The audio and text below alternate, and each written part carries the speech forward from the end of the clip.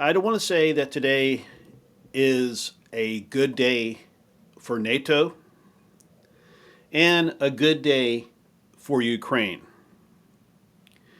This morning, the leaders of the G7 reaffirmed our unwavering commitment to the strategic objective of a free, independent, democratic, and sovereign Ukraine within its international recognized borders, capable of defending itself and deterring future aggression.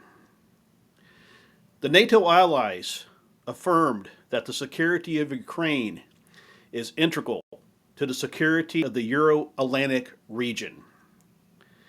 The allies we all consider Russia's illegal and unprovoked invasion of Ukraine to be a threat to international peace and security, a flagrant violation of international law, including the UN Charter. And in comfortable with our security interest, we will stand with Ukraine as it defends itself against Russia's aggression for as long as it takes. Now I know there's been some talk, and there has been a lot of talk about where NATO stands, where the United States stands with Ukraine. Let me tell you this, and I think all the NATO allies will back me up on this: that NATO is 100% behind Ukraine. The United States, under my administration, is 100% behind Ukraine.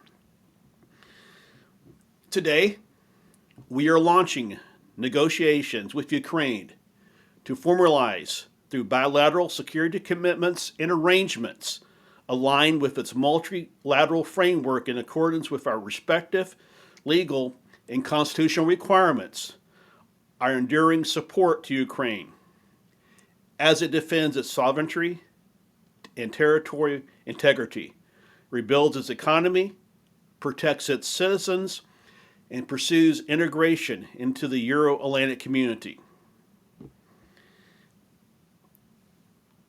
Among the items we will pursue with this endeavor is strengthening Ukraine's economic stability and resilience, including through reconstruction and recovery efforts to create conditions conducive to promoting Ukraine's economic prosperity, including its energy sector. And you've heard me talk about this for a long time, and I understand that we are in the midst of fighting a war in a theater. I get it, I understand. But we need to start thinking about the future. We need to start thinking about a Marshall-type plan to rebuild Ukraine when that day occurs. In the event of a future Russian armed attack, the Allies will intend to immediately consult with Ukraine to determine the appropriate next steps. We intend, in accordance with our respective legal and constitutional requirements, to provide Ukraine with swift and sustained security assistance, modern military equipment across land, sea, and air domains, and economic assistance to impose economic and other costs to Russia and to consult with Ukraine on its needs as it exercises its right for self-defense enshrined in Article 51 of the UN Charter.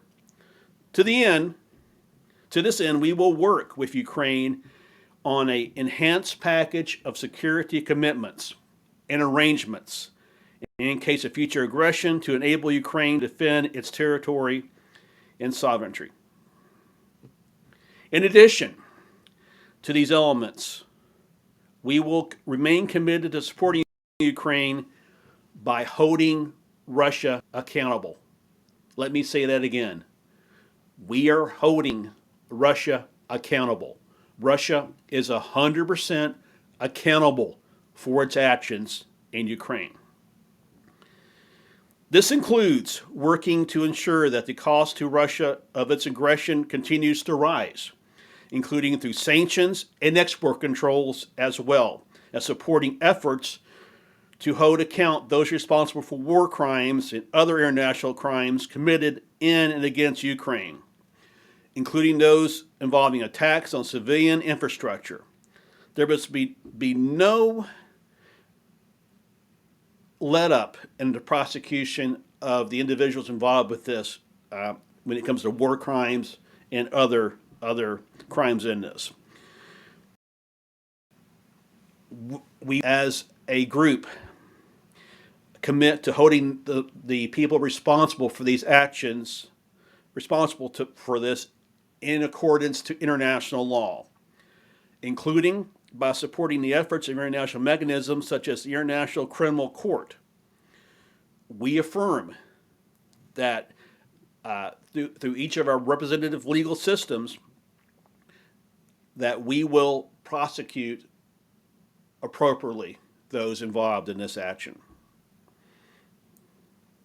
For its part, Ukraine is committed to do the following: contributing positively to partner security and to strengthen transparency and accountability measures with regard to partner assistance, continuing implication of the law enforcement, judiciary, and anti-corruption, corporate governance, economic security sector, and state management reforms that underscore its commitments to democracy and the rule of law, respect for human rights, media freedoms, and its economy on a sustainable path.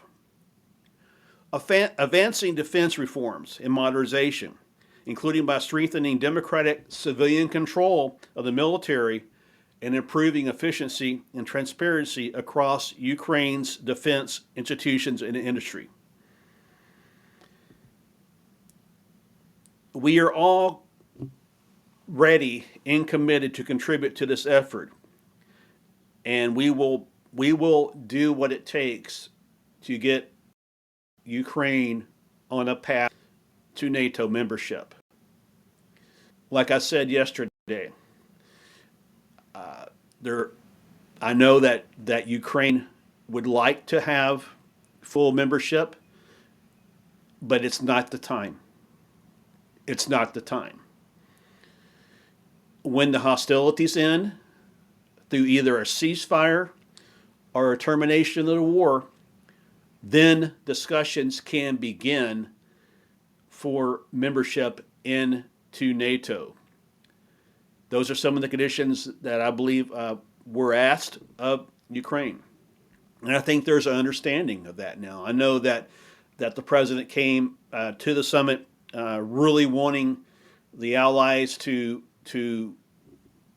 welcome him in with open arms. And I think the commitment that the allies are doing right now with this bilateral framework that they talked about over the last couple of days is going a long ways. Having Ukraine in the discussions in as formal a manner as NATO can do right now is a positive thing. And there will be a day. It may be a while, but there will be a day that I believe that that Ukraine will be welcomed into NATO's fold with full membership. Again, I think one of the key things we have to look at is the end of hostilities in Ukraine. For that I think is a major thing that's holding back commitment to membership, because we all know what happens if that were to occur. We all know what happens with Article 5. So I think this is a very positive step, an encouraging step, and the Rogers administration is looking forward to continuing work both with NATO and Ukraine as we continue the path forward. Thank you all very much. Thank you.